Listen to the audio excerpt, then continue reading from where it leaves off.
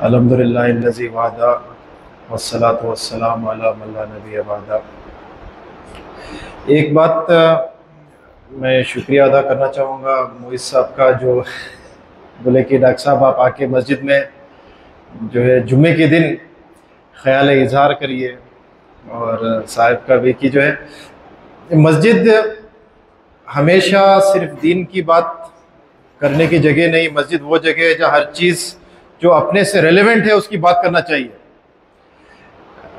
मैं बहुत क्या बोलूँ, कैसी फीलिंग आ रही है, ठहर के बात करना एक अदब का मकाम है। मैं एक डॉक्टर हूँ, लेकिन फिर भी मैं दीन को और हेल्थ को मिला के बात करना चाहूँगा और अपनी बात आप सबके सामने रखना चाहूँगा, जिससे अपने को फर्स्ट ऑफ ऑल एक फ़ायदा ये होगा कि अपने को अपने दीन पे फ़ख्र होगा, नंबर 1। नंबर 2, ये भी एहसास होगा कि हम क्या क्या मिस कर रहे हैं, उसको कैसा अपनाना है। एंड इस बात को ख़त्म करूँगा क्योंकि जुमे की नमाज का टाइम भी आ रहा है। सो पहली बात तो यह है कि इस्लाम कोई ऐसा वैसा दीन नहीं है। हर रिलीजन सिर्फ रिलीजन होता है कि उसमें अकायद होते हैं, उसका पर्सनल बिलीफ होता है, उसके दिल के अंदर चीज़ होती है, लेकिन इस्लाम वो चीज़ नहीं है।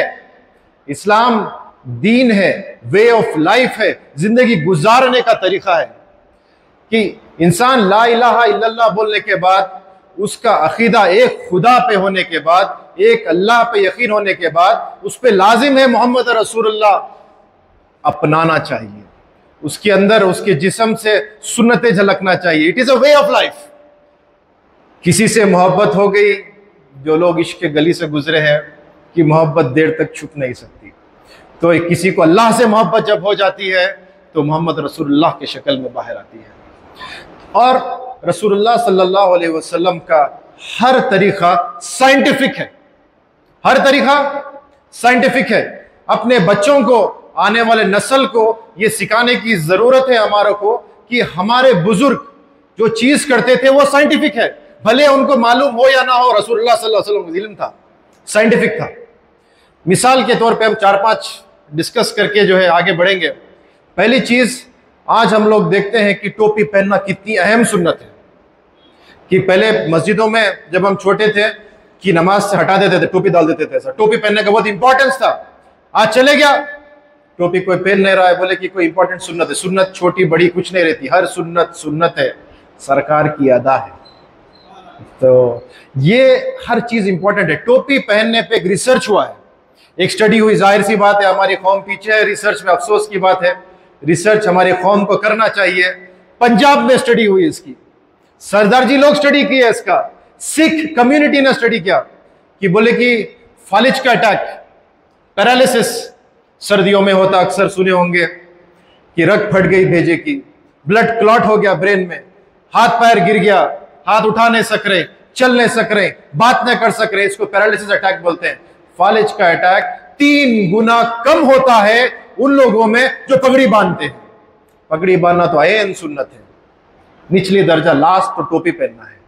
आज हमारी कौम इससे दूर है। तो सुन्नत एक ऐसी चीज है जो ना सिर्फ आपको अल्लाह के बारगाह में दर्जात की बुलंदगी का सबब बनता है, बल्कि आपको दुनिया में भी कई बड़े बड़े बीमारियां जैसा फालिज का अटैक से भी हिफाजत करती है। ये एक हेलमेट है, जैसा बाइक पे जाते हेलमेट पहन के जा रहे हैं, उसी तरह जो अगर कोई इंसान रेगुलर टोपी पहनेगा उसको पैरालिसिस का अटैक होने का चांस 3 टाइम्स कम है। ये साइंटिफिक है, प्रूवन है। और हाल में एक जमाना गुजरा पूरे वर्ल्ड के ऊपर, कोविड-19 का पैंडेमिक, ऐसा पैंडेमिक की लाशें जो नदियों में बह रहे हैं, लोग की जान जा रही है। जान बचाना कैसा, बोले कि एक ही तरीका है, hand hygiene. Hand hygiene, hand hygiene, हाथों को साफ रखो, कोविड फैलता है इससे। मुंह को साफ रखो, कोविड फैलता है हवा से। और ये वजू है। अगर एक इंसान दिन में 5 टाइम वजू कर रहा है बराबर तरीके से, तो यकीनन ना सिर्फ कोविड जैसी बीमारी से बचा होगा वो, बल्कि आने वाले हजारों लाखों बीमारियों से बच सकता है। तो वजू भी एक साइंटिफिक चीज। दुनिया भर में बल्कि मैं एक डॉक्टर हूं, कई कॉन्फ्रेंसेस साइंस के होते हैं साल में, जहां पे 3-3 दिन तक सुबह से लेकर शाम तक यही पढ़ाया जाता है कि हाथ को साफ कैसा रखना है, हाथ को धोना कैसा है। और अल्लाह वालों से पूछेंगे, उलमाए कराम से, मुफ्ती साहब के कदमों में आके बैठेंगे तो बताएंगे कि हाथ को ऐसा भी धोना है, बीच में भी धोना है, हर तरीके सुन्नत है। तो एक एक सुन्नत जो है साइंटिफिक है, ये इसको अपनाने की जरूरत, इसमें अपने को प्राउड होना चाहिए। ऐसा नहीं कि ऐसा करते भाई खाली ये रिवाज है, ये कोई सांचक का रस्म नहीं, ये सुन्नत है, इसमें हमें फख्र होना चाहिए। उसके बाद में रोजा, ये तो फर्ज है, साल में 1 महीना पूरा अल्लाह ताला रोजा फर्ज किया है। और उसके बाद में जो लोग और उसके फायदे हासिल करना चाह रहे हैं, उनके लिए महीने के 3 दिन या फिर जो है हफ्ते के 2 दिन, मंडे एंड थर्सडे भी रोजा रह सकते हैं। रोजा इंटरमिटेंट फास्टिंग एक किस्म का डाइट का अप्रोच है।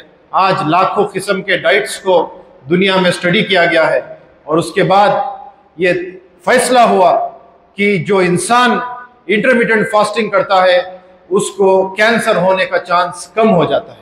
जो इंसान इंटरमिटेंट फास्टिंग करता है, ओबेसिटी, मोटापा आने का चांस कम हो जाता है।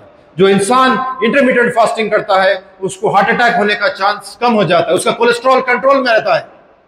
इंटरमिटेंट फास्टिंग क्या है?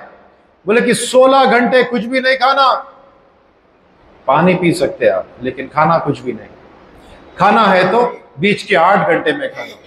ये दर हकीकत रोजा है, दर हकीकत रोजा है कि सहरी में खाए, इफ्तार में खाए, रात भर पानी पी सकते। जरा मोर लिबरल फॉर्म है, इंटरमिटेंट फास्टिंग तो और स्ट्रिक्ट है।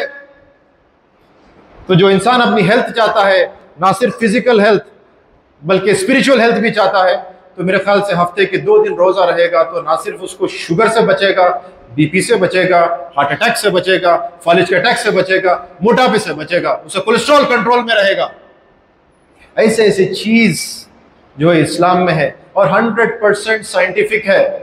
किसी का ख्याल नहीं गुजर सकता वो जमाने में जो बोले कि ये करे तो ये फायदा है, ये रोजे के फायदे हैं। इसी तरह नमाज भी फर्ज है, 5 टाइम नमाज। और नमाज में जो टाइमिंग्स है इसको जोड़ा गया सन के साथ, घड़ी के साथ नहीं, सूरज के साथ जोड़ा गया, क्योंकि इशा की और फजर पर रिसेंटली अपने पास इवेंट हुआ मस्जिद में, जहाँ पे फजर की नमाज पढ़ने के लिए यंगस्टर्स को मदऊ करने की कोशिश और उसका प्लान बनाया गया, उसके अज़ाइम किए गए। तो फजर की नमाज के बारे में बता दूं कि फजर वो नमाज है जो आपके पूरे दिन का हार्मोनल लेवल को कंट्रोल करती है। बॉडी में 2 हार्मोन्स रहते हैं, एक मेलेटोनिन और एक कॉर्टिसोल। मेलेटोनिन वो हार्मोन है जिससे नींद आती है, कॉर्टिसोल वो हार्मोन है जिससे इंसान के अंदर एक्स्ट्राऑर्डिनरी ताकत आती है। इसको बोलते हैं fight flight fright hormone, stress hormone भी बोलते हैं सिंपल लैंग्वेज में, कि अगर इंसान को भागना है और इंसान अगर डर गया और इंसान को अगर लड़ना है तो उसके अंदर जो ताकत आती है ये हार्मोन से आती है, कॉर्टिसोल। टिश्यू है तो कॉर्टिसोल वो हार्मोन है, पूरा प्रिपेयर्ड है आप लोग। तो कॉर्टिसोल वो हार्मोन है। कॉर्टिसोल नेचुरली बॉडी में रिलीज होता है सुबह के 4 या 5 बजे, ये इसका टाइम है। और मेलेटोनिन बॉडी में नेचुरली रिलीज होता है शाम के 9 या 10 बजे। ये आपका बॉडी का साइकिल है। अगर कोई इंसान टाइम पे सो जाए और टाइम पे 4 या 5 बजे उठे तो उसके बॉडी के अंदर के हार्मोन्स कंट्रोल में रहते हैं और बॉडी की जो क्लॉक है, जिसको कहते हैं बायोलॉजिकल क्लॉक रेगुलेटेड रहती है। अब बायोलॉजिकल क्लॉक से खेलेंगे, कोई इंसान जो है लेट 2 बजे सोना चाहेगा और 2 बजे खाना खा के सोना चाहेगा, सुबह में 11-12 बजे उठेगा, तो ये हार्मोन्स का उसको बेनिफिट नहीं मिलता, बल्कि हार्मोन्स अबनॉर्मल हो जाते हैं। हार्मोन्स अबनॉर्मल होने से बॉडी का पूरा सिस्टम खराब हो जाता है और स्ट्रेस जिस टाइम लेना है वो टाइम पे सो रहा है, उन्हें स्ट्रेस लेना सुबह के टाइम में है। ये उम्मत की रोजी की बरकत बोले कि सुबह के वक्त में रखी गई और उम्मत सुबह में सो रही है। रिसेंटली एक आदमी को बोला मैं कि भाई हमारे पास जो है इम्पोर्टेंट है कि जो है आप टाइम पे आ जाइए। तो बोले कि डॉक्टर साहब आपके कम्युनिटी वाले टाइम पे कब आते, 2 घंटे आगे आते हैं। तो ये हमारा इमेज हो गया सोसाइटी में, किसी को कुछ टाइम दे 2 घंटे आगे आते हैं, टाइम की वैल्यू ने। हालांकि ये उम्मत टाइम कीपर थी जमाने की, सूरज के साथ जोड़ा गया है।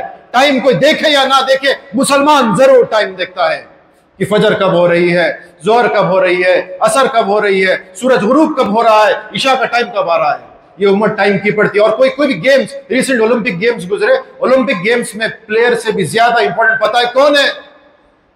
Time keeper. ये दुनिया का रेगुलेटर मुसलमान था, ये दुनिया के निजाम को चलाने वाला मुसलमान था, ये दुनिया को उरूज पे लेके जाने वाला मुसलमान था।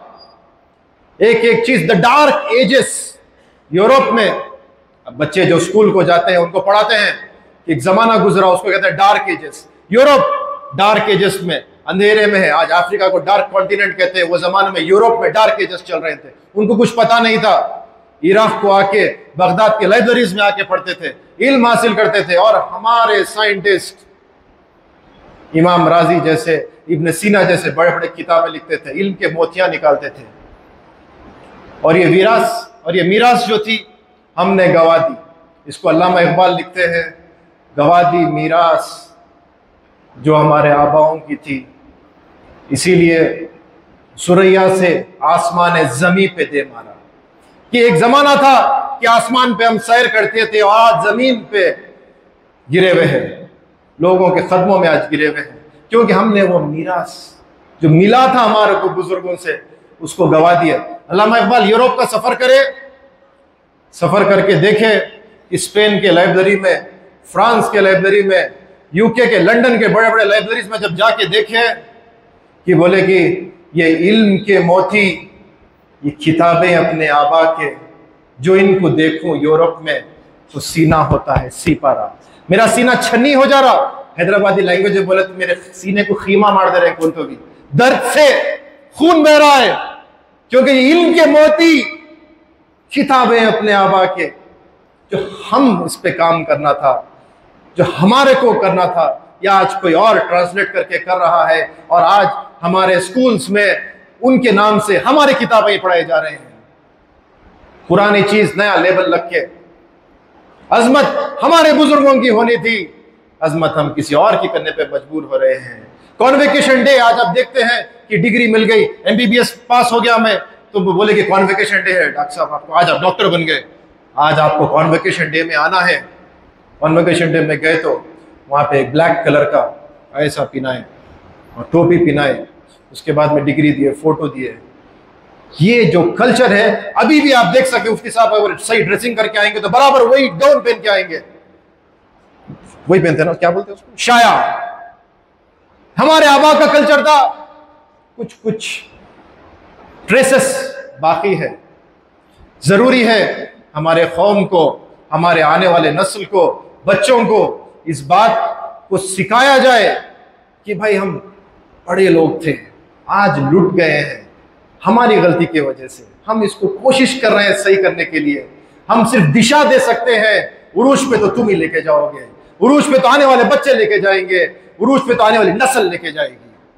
और यकीन मानो ये दुनिया में लड़ाई हमारे ऊपर नहीं हो रही है, दुनिया में लड़ाई नस्ल की हो रही है। हमारे बच्चों के अंदर से दीन निकाला जा रहा है। दीन निकालने का तरीका, दीन की अजमत निकाली जा रही है कि कोई बैठ के पानी पी रहा है तो ओल्ड, क्या तरीके है ये। कोई टोपी पहन के जा रहा है तो अरे आउटडेटेड दिख रहा है, तो पुराना है। वैसा नहीं है। जो चीज जितनी पुरानी होती जाती है उतनी ज्यादा कीमती होती जाती है। ये बात समझने की जरूरत है। हमारे नस्ल के अंदर, हमारे बच्चों के अंदर ये डालना जरूरी है कि हम मुसलमान हैं, हम साइंटिफिक है, हम आउटडेटेड नहीं है। जमाने को रोशनी हम ही देते हैं। आज भी जो चमक रहा है वो रसूलुल्लाह सल्लल्लाहु अलैहि वसल्लम की नूरी है, ये उनका दिया हुआ सदका है। ये बच्चों को सिखाने की जरूरत है। ये एहसास कमतरी से निकलना है और खुद ही को बुलंद करना है, खुद ही को बुलंद करना है कि हम भी कुछ है।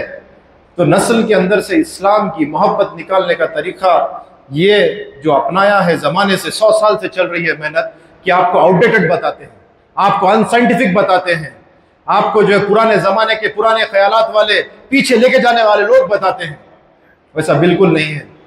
वो ज़माने में भी हम आगे थे, आज भी हम आगे हैं और इंशाअल्लाह ताला ज़रूर आगे रहेंगे। मैं अपनी बात को ख़त्म करना चाहता हूँ ये बात कह के, या रब दिल मुस्लिम को वो जिंदा तमन्ना दे जो खल्क को गरमा दे और रूह को तड़पा दे। अस्सलाम वालेकुम।